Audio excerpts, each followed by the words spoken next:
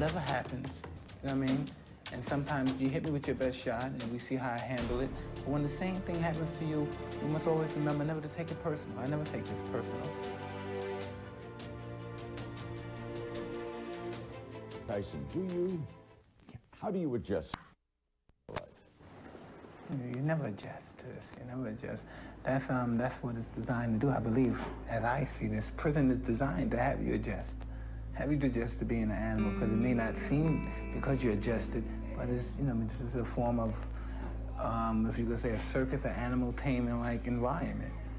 And we say we have to adjust in order to survive, but in any kind of environment that you're in, even though if you're outside, anybody that actually obeys authority is not actually free. So is it designed then to keep you in place? More so, okay. Yes. Do you think it's supposed to produce a citizen who comes out better than when he went in? Will it do that? Not my opinion. My opinion only that I base, it doesn't rehabilitate you, more so debilitates you. Because I find myself doing things that I never dreamed I'd be capable of doing. Like? Or saying things that I never think I'd be capable of saying. Like? Well, you know, I mean, just basically responding to somebody in a way that's not as pleasant as it would normally be, say, outside, if you're in a more cultivated environment. Or is you treated less than a human? Yeah, we have those days. Yeah, we have those not to be human treated days. And is that at the whim of people? You know, man, if you want to evaluate, since you've never been in this predicament, Never. Just say you have somebody just hold, and not to say humiliate you, just say somebody grab you and just put you on the ground and hold you there. And just, you can't get up when you want to get up. And that could happen at any time? Basically, yeah. So that's, well, it's a 24-hour cycle. Yeah, but you have to understand that. Do you do any writing? Sure. Sometimes you could be in your room writing, you're in peace, and someone can come, an absolute stranger, a new guy could come in, open your door and start checking through your things as you're writing. And going under your blanket, checking for something we call shakedown. What are they looking for?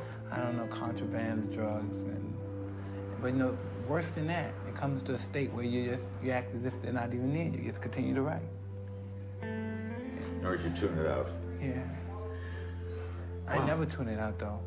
I always, for some reason, I have to rebel some kind of way. That's just, I only do that to keep my state of mind, to make myself believe I'm still human. I used to have to rebel sometimes.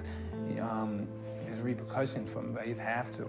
Is there any, Mike, self-blame? Is there any time you say, I caused what happened, even though I may be innocent, there's a part of me that caused me to be here? Oh, there's no doubt about it. We write our own story in life.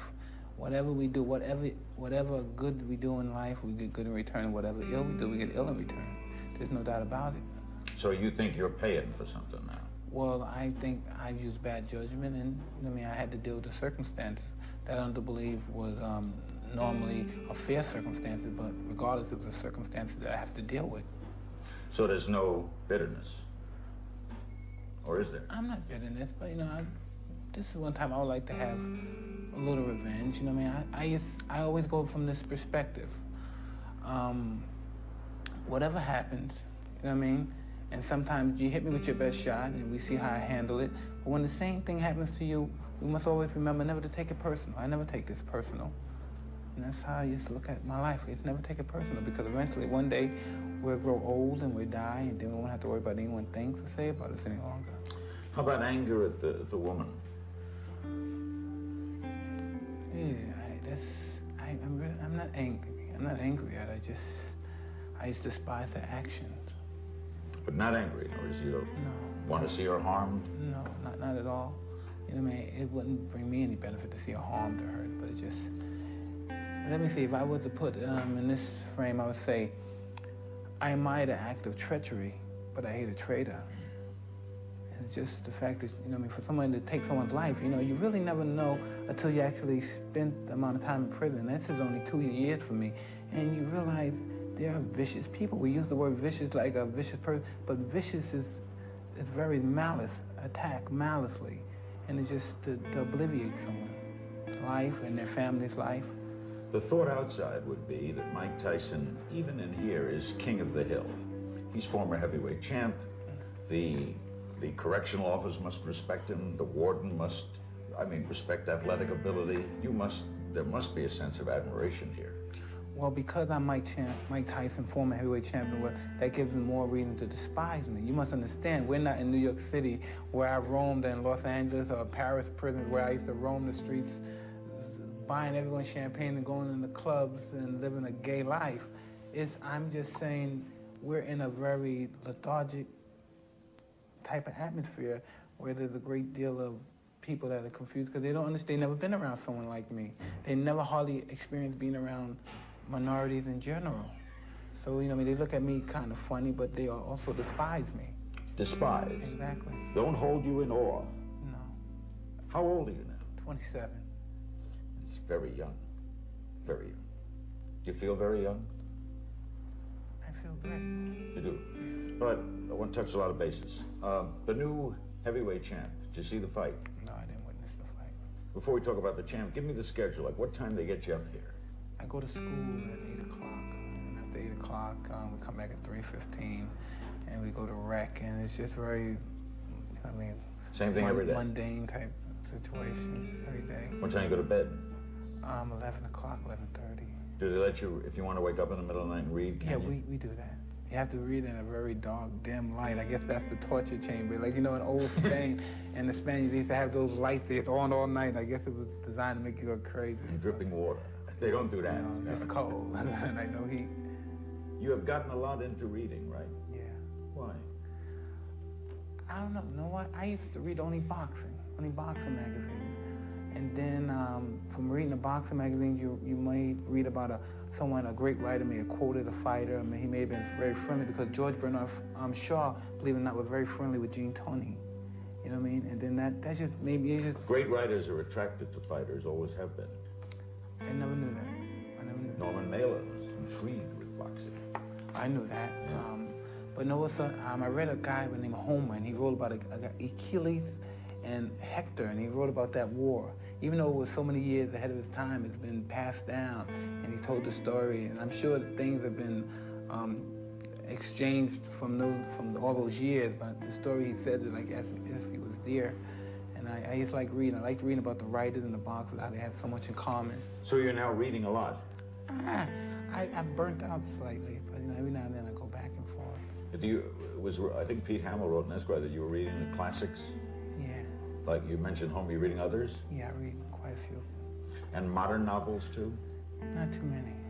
Unless a modern author sends me his book and I read it.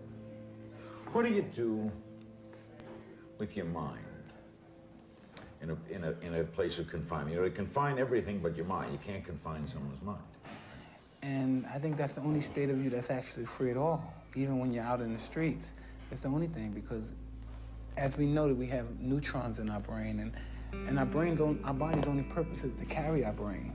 It's just to carry our brain. And from that perspective only, that I believe that we live. It's for our brain to absorb knowledge. Because there's really no wise men in this world. Because as you know, knowledge is just everlasting.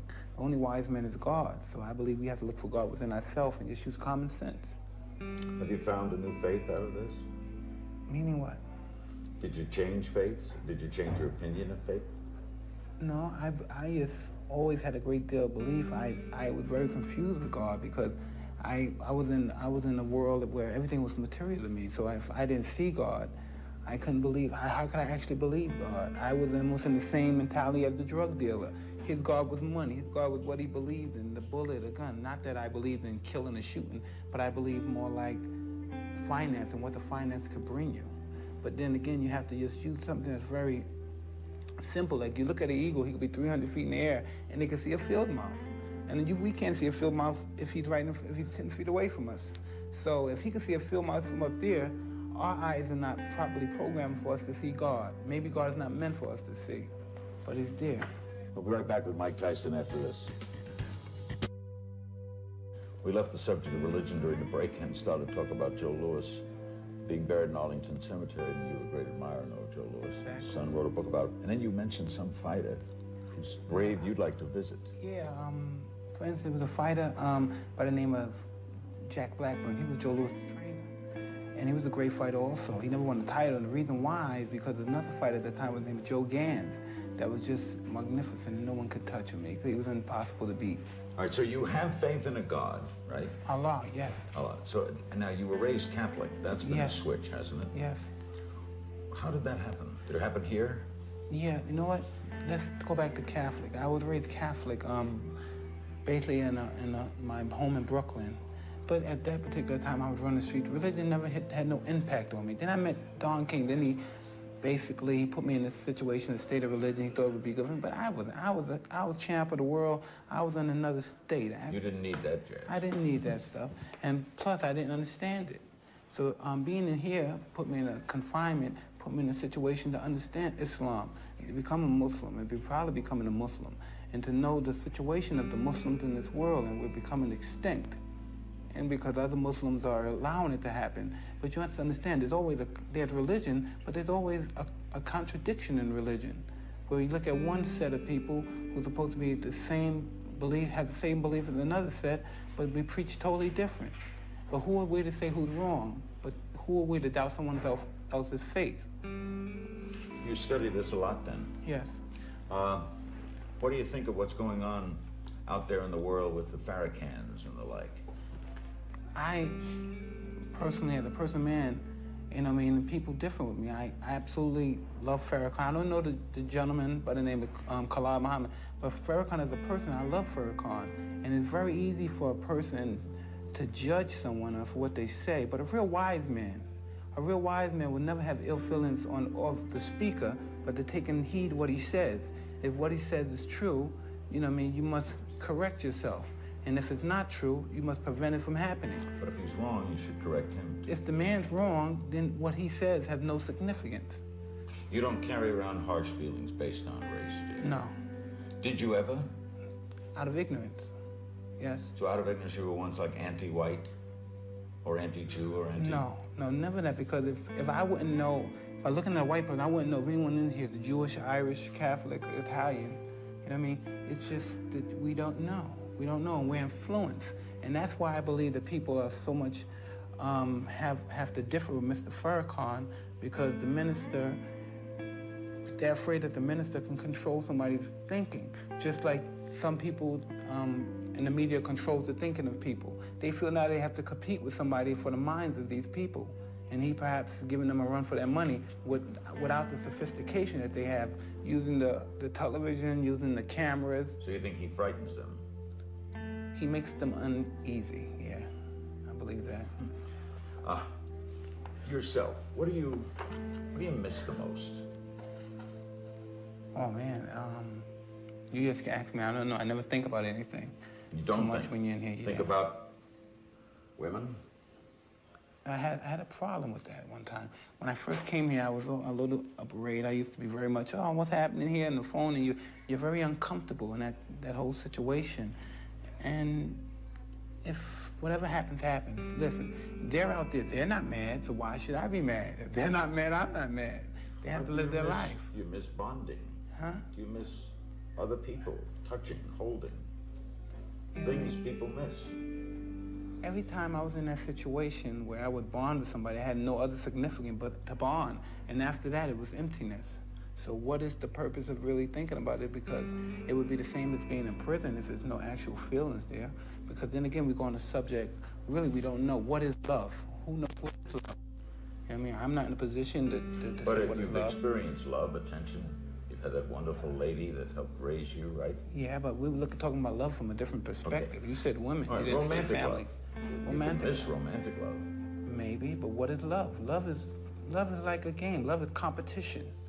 It's competition. Most people who's gorgeous, a guy or a woman maybe, love comes to them all the time because they attract love.